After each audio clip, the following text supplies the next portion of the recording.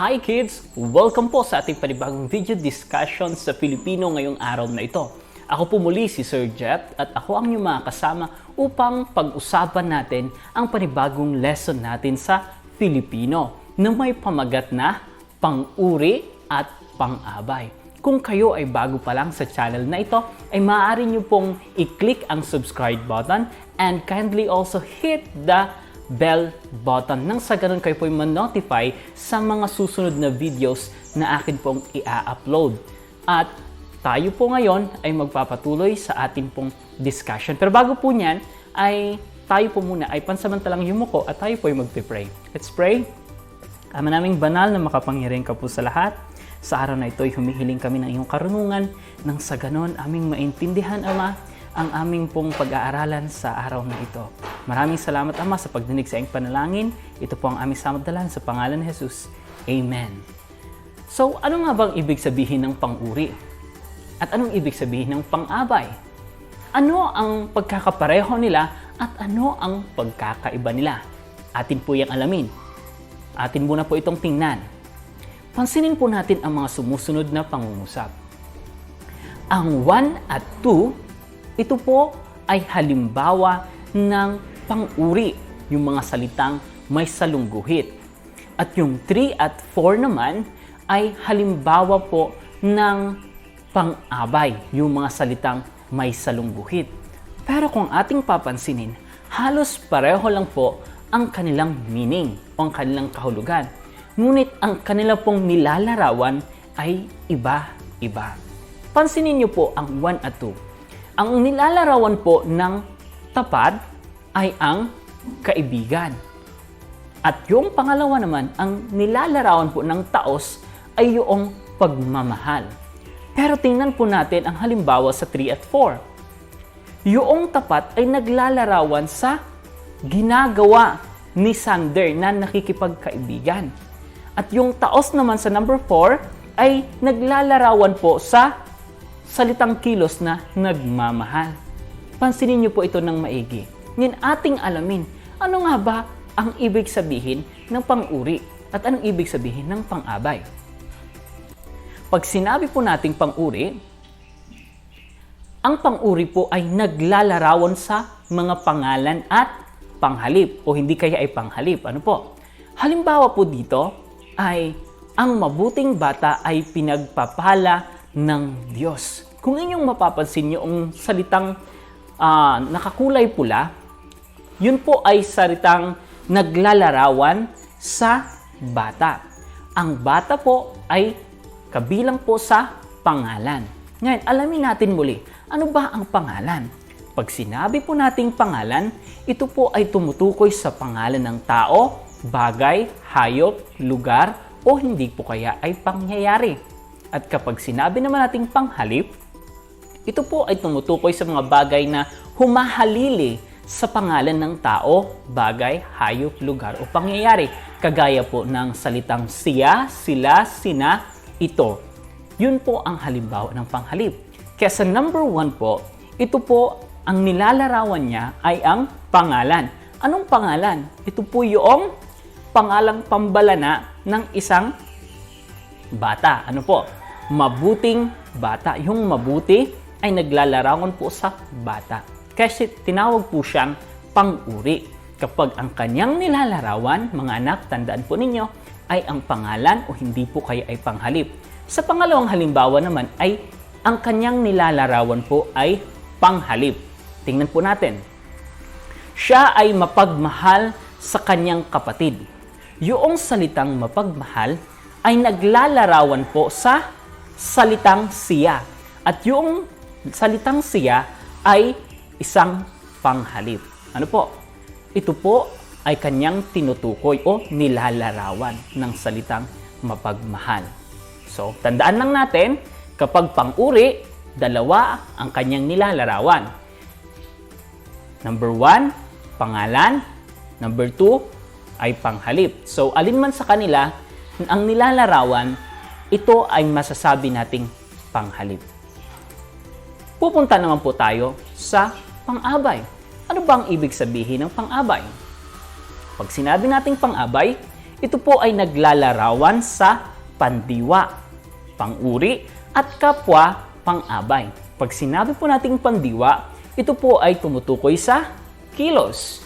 Pag sinabi nating pang-uri, ito naman po ay naglalarawan sa pangalan at o hindi kaya ay sa panghalip. So kapag ang pang-uri ay nilalarawan ng pang-uri, ang tawag po sa kanya ay pang-abay. Okay, mamaya atin po yung tatalakayin sa ating halimbawa. At next naman ay pang-abay. Kapwa pang-abay ang kanyang nilalarawan. So tatlo ang nilalarawan ng pang-abay. Sa pang-uri ay dalawa lamang po. Pero dito sa pang-abay ay tatlo. Tandaan natin, ang pandiwa, pang-uri at kapwa pang-abay ang kanyang nilalarawan. Tingnan ngayon natin ang halimbawa. Una, ang manggang tinda ni Maria ay masyadong maasim. Ang manggang tinda ni Maria ay masyadong maasim. Kung inyo pong mapapansin, yung salitang maasim, ito po ay pang-uri. Ano po? Maasim. Ngunit yung salitang ginamit na masyado ay naglalarawan po kung gaano kaasim. Ano po? So, ang nilalarawan ng salitang masyado ay yung pang-uring maasim. Kaya, ang tawag po sa kanya ay pang-abay. Pangalawa naman po, sadyang malusog ang kanyang katawan. Pansinin po natin, ang kanyang katawan po ay malusog. Yung salitang malusog ay isang pang-uri na naglalarawan po sa katawan. Ano po? Ngunit, ito ay dinagdagan ng salitang sadyang. Yung sadyang po ay naglalarawan sa kung gaano kalusog yung isang katawan. Kaya siya po ay naging pang-abay. Ang nilalarawan niya ay pang-uri. Ngayon, pangatlo po, dahan-dahan siyang pumanik ng hagdan. Kung inyo pong mapapansin, yung salitang may salungguhit ay kilos. Ano po? Ito ay nagsasaad ng kilos. At yung salitang dahan-dahan ay sumasagot o naglalarawan kung gaano kaingat itong or siya pumanik sa hagdan. Ano po? So, ang nilalarawan niya ay yung salitang pumanik. Kaya ito po ay pang-abay. At yung pang-apat, talagang mabagal umunlad ang taong tamad. Kung inyong mapapansin, yung salitang mabagal ay isang pang-abay. Ano po? Ngayon, yung salitang talagang ay idinagdag pa sa salitang mabagal, kaya nagiging dalawa ngayon ang pang-abay. Kaya ngayon lumalabas na ang pang-abay ay naglalarawan din sa kapwa niya pang-abay. Yung mabagal ay naglalarawan sa salitang kilos na umunlad, at yung talaga naman ay naglalarawan sa salitang mabagal. So sa makatuwid, dalawang pang-abay ang ating makikita. Ang salitang mabagal at ang salitang talaga. Kaya tinawag po siya na pang-abay din. Ngayon, pansinin po natin ulit. Yung tapat at taos sa 1 at 2 na example, ay makikita po natin na ginamit po siyang pang-uri. At yung sa baba naman, gamit ng pang-abay, ay ginamit naman po siya bilang pang-abay. Kung inyo pong titingnan, yung tapat ay naglalarawan sa salitang kaibigan. At yung taos ay naglalarawan sa salitang pagmamahal. Ang dalawang ito ay puro pangalan. Ano po? Ang kanyang nilalarawan. Kaya siya po ay nasa pang-uri. Kapag ginamit naman, kapag ang kanyang nilalarawan ay salitang kilos, o hindi po kaya ay pang-uri, o hindi kaya ay kapwa pang-abay kagaya nito, si Sander ay tapat na nakikipagkaibigan sa mayaman man o sa mahirap. Pansinin niyo yung salitang tapat, ang kanyang nilalarawan ay yung salitang kilos na nakikipagkaibigan. Gaano katapat? Ay paano nakikipagkaibigan si Sander? Siya po ay tapat na nakikipagkaibigan. Ngayon, sa pangalawang tanong, sa pangalawang pangungusap, nagmamahal.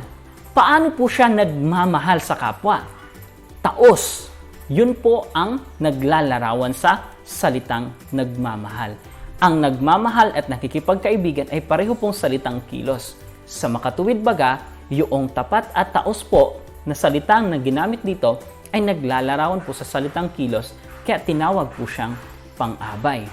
I hope mga anak, inyong naintindihan ang ating lesson ngayon sa Filipino patungkol sa pang-uri at pang-abay. Tandaan ninyo mga anak, sa panahon natin ngayon, halos lahat ay magkakapareho, ngunit mayroong pagkakaiba. Kung iyong mapapansin, ang gawain ng atin pong Panginoon at gawain ng kaaway ay parehong lumalago. Ngunit pansinin ninyo mga anak, kasi ay kakaunti lang ang diferensya ng nasa Panginoon at doon yung mga taong wala sa Panginoon. Marami ngayong mga churches ang sumasamba sa Diyos. Mayroon silang kanya-kanyang paniniwala. Ngunit kapag hindi natin pinag-aralan ng maayos, makikita natin hindi natin makikita kung alin ba sa kanila ang tunay. Kaya kailangan din natin, kagaya ng pang-uri at pang-abay, pag-aralan natin ang mga relihiyong ito at magbasa tayo ng Biblia nang sa ganun ay hindi tayo maloko o hindi tayo maignorante sa mga bagay na ito. So I hope na naintindihan ninyo ang ating lesson sa araw na ito sa Filipino, at kung inyo yung nagustuhan po, pwede nyo po itong i-subscribe o hindi kaya ay pindutin ang like button nang sa ganun ay kayo po ay makapanood ulit ng ating video discussion sa iba namang subject. And I hope na may natutunan po kayo sa ating lesson na ito. And may God bless you all.